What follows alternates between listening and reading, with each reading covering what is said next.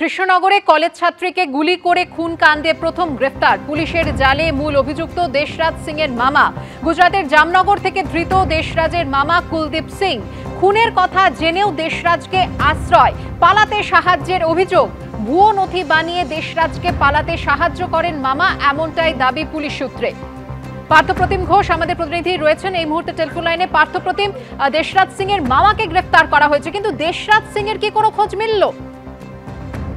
দেশরাজ সিং এর এখনো পর্যন্ত কোনো খোঁজ পাওয়া যায়নি। গুজরাটের জামনগর থেকে গ্রেফতার করা হয়েছে তার মামাকে, এবং যে বিষয়ে তোমায় বলবো সেটি হচ্ছে গুজরাটের জামনগরে তিনি কর্মরত ছিলেন এবং তার নাম কুলদীপ সিং। তিনি আগে আর্মিতে কর্মরত ছিলেন বলে জানা যাচ্ছে, এবং যে বিষয়টা পুলিশের তরফ থেকে বলা হচ্ছে সেটি হচ্ছে এই যে কৃষ্ণনগরে ছাত্রীকে একেবারে বাড়িতে ঢুকে যে খুনের ঘটনাটি ঘটে এবং তার পরবর্তীকালে দেশরাজের কোনো খোঁজ পাওয়া যায়নি, কিন্তু দেশরাজকে নানা ক্ষেত্রে নানা রকম ভাবে সহায়তা করেছিল তার মামা, সেটা পুলিশ নিশ্চিত হয়েছে। এবং সেই মতো ইতিমধ্যে তার মামা কুলদীপ সিংকে নিয়ে আসা হয়েছে এবং তাকে আদালতে পেশ করে জিজ্ঞাসাবাদ করে জানার চেষ্টা করবে দেশরাজ সিং কোথায়।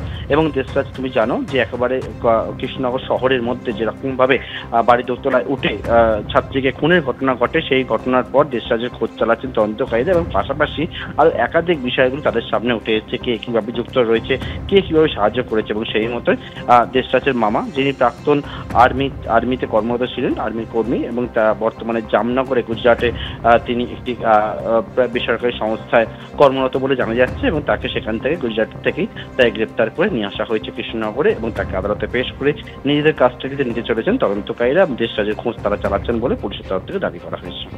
ধন্যবাদ পার্থপ্রতিম। বিধান ভবনে গুন্ডামি, এখনো অধরা মূল অভিযুক্ত।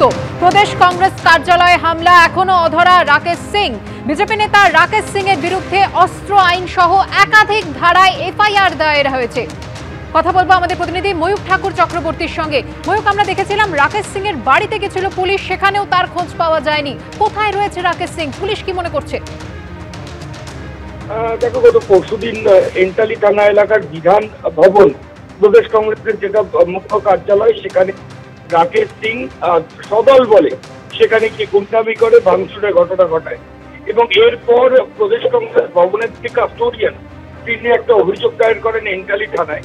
সেই অভিযোগের প্রেক্ষিতে গতকাল 3 জনকে এন্টালি থানার পুলিশ আধিকারিকরা অ্যারেস্ট করেন, কিন্তু 3 জন গ্রেফতার হলেও মূল অভিযুক্ত রাকেশ সিং সে কিন্তু অধরা। গত পরশুদিন রাতেই পুলিশ আধিকারিকরা অরফানগঞ্জ রোডে রাকেশ সিং এর বাড়িতে যায়, কিন্তু সেখানে তার কোনো খোঁজ পাওয়া যায়নি। বাড়িতে তল্লাশি করেও তাকে পাওয়া যায়নি। এরপর গতকাল 3 ভোর লালবাজারের তরফ থেকে বিভিন্ন জায়গায় তল্লাশি অভিযান চলে। দক্ষিণ 24 পরগনা সহ মোবাইলে টাওয়ার লোকেশন সহ বিভিন্ন সূত্র দিয়ে তল্লাশি অভিযান করেও এই মূল অভিযুক্ত রাকেশ সিং তার নাগাল কিন্তু এখনো পর্যন্ত পুলিশ আধিকারিকরা পাননি। পুলিশের তরফ থেকে যেটা বলা হচ্ছে যে প্রফেশনাল ক্রিমিনালরা ঠিক যেভাবে হাইড আউট করে থাকে, যেভাবে পালিয়ে থাকে, ঠিক সেইভাবেই রাকেশ সিংও তার মোবাইল ফোন বন্ধ করে রেখে বিভিন্ন জায়গায় গা ঢাকা দিয়ে বেড়াচ্ছেন। ঠিক সেই কারণেই তল্লাশি করার পরেও রাকেশ সিংকে পুলিশ আধিকারিকরা গ্রেফতার করতে পারছেন না। তবে লালবাজারের তরফ থেকে বলা হচ্ছে যে বিভিন্ন জায়গায় তল্লাশি চলছে, সম্ভাব্য সমস্ত হাইড আউট সেগুলো সব পুলিশ আধিকারিকদের নজরে আছে। খুব শিগগিরই তারা বিধান ভবনের ভাঙচুরের ঘটনার মূল অভিযুক্তকে গ্রেফতার করতে পারবেন, এই ব্যাপারে তারা আশাবাদী। ধন্যবাদ ময়ূক।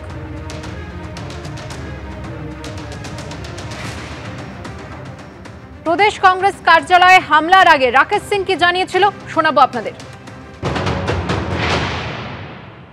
आज हम लोग एक आंदोलन करने आए हैं, और वो आंदोलन आपको पता है कि यहां से एक मैसेज देना चाहते हैं पूरे भारतवर्ष के कांग्रेसियों को, चाहे वो नेता हो, चाहे कार्यकर्ता हो, चाहे आप जो भी हो, ऐसा आप कभी भी करोगे तो आपको घोर विरोध का सामना करना पड़ेगा। जैसे कि आज का विरोध आप देखेंगे, वैसा ही विरोध पूरे हिंदुस्तान में होगा। और यहां से देखिए, ये है कांग्रेस का दफ्तर, और इस दफ्तर में हम लोग ढुकेंगे अभी।